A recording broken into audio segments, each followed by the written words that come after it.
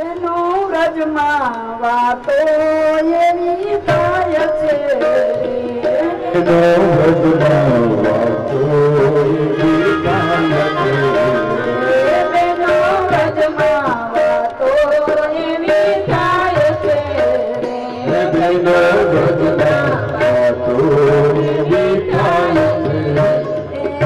હવે કૃષ્ણ મથુરા જાય છે, મારો કૃષ્ણ મથુરા જાય છે, એનો વ્રજમાં વાતો એવી થાય છે, એનો વ્રજમાં વાતો એવી થાય છે.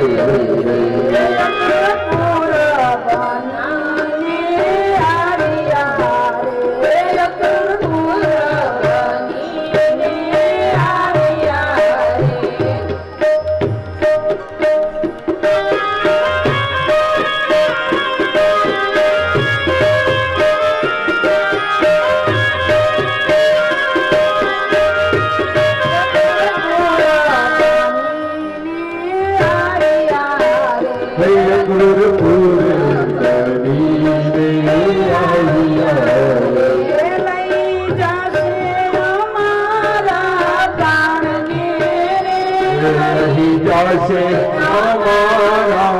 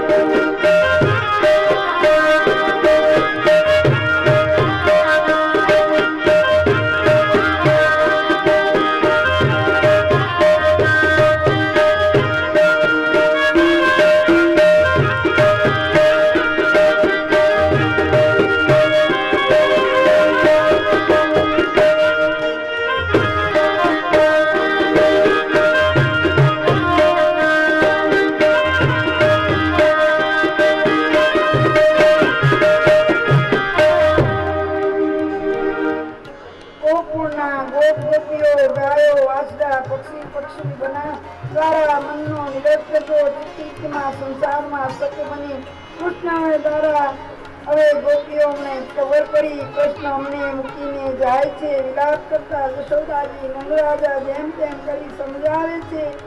ગોપીઓને કોણ સમજાવી શકે?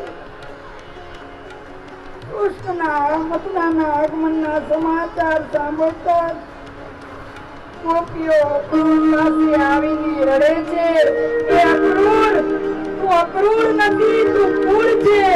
અમારા કૃષ્ણને લઈ જાય છે માટે તું ક્રૂર છે. તું શા માટે આવ્યો? અમારા કૃષ્ણને લઈ જાય છે. કૃષ્ણ અમારો જીવ છે, કૃષ્ણ અમારું હૃદય છે. ગોપીઓનું હૈયું હાથ રહેતું નથી. ગોપીઓને મૂર્છા આવી જાય છે. વિચારમાં બેભાન અવસ્થામાં તેઓ કૃષ્ણને મથુરામાં ન જવા વિનય છે. બહારથી સ્વસ્થ પરંતુ કૃષ્ણ યોગમાં હૃદયથી અસ્વસ્થ ગોપીઓ અક્રૂરને કહે છે, અક્રૂર, તારે અમારા પ્રાણ હરી લેવાતા પણ અમારા કૃષ્ણને કેમ લઈ જાય છે? કૃષ્ણ ગોપીઓને સમજાવે છે, હે પ્રિય સખીઓ, હું પૃથ્વીનો ભાર ઉતારવા જાઉં છું. આજ સુધી તમારા ઈશારે નાચો, હવે હું જગતને નચાવવા જાઉં છું. મેં તમને આનંદ આપ્યો, સ્વરૂપ આપ્યું. હું તમારી પાસે મન મૂકીને જાઉં છું. મારી વાંસળી દાદાજીને કહ્યું, મારી વેણું તમને આપીને જાઉં છું. પ્રિય ગોપીઓ, તમે મને મારા પ્રાણથી પણ વધુ પાસ જાણી છો.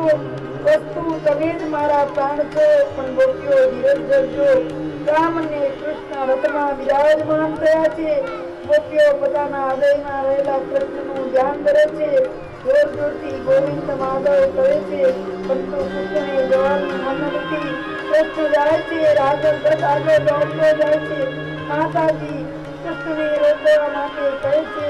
લોકો વાતો કરે છે, કૃષ્ણ તું મને મૂકીને શા માટે જાય છે? મને ખબર છે કે હું તારી સગી માં નથી ને. હું જશોદાનો પુત્ર છું માં. માતા તારી સિવાય મારે કોઈ નથી. માં તે મને બાંધો તો ને, માં તે મને દોરડા વડે બાંધી દીધો તો ને. એટલે માં તું હું સદૈવ તારી સાથે પ્રેમની દોરીએ બંધાયો છું. યશોદાજી કહે છે, બેટા તું મથુરા જાતો ભલે જા, યશસ્વી બન, વિજયતા ખાંડણીઓ સાથે બાંધો તો ને.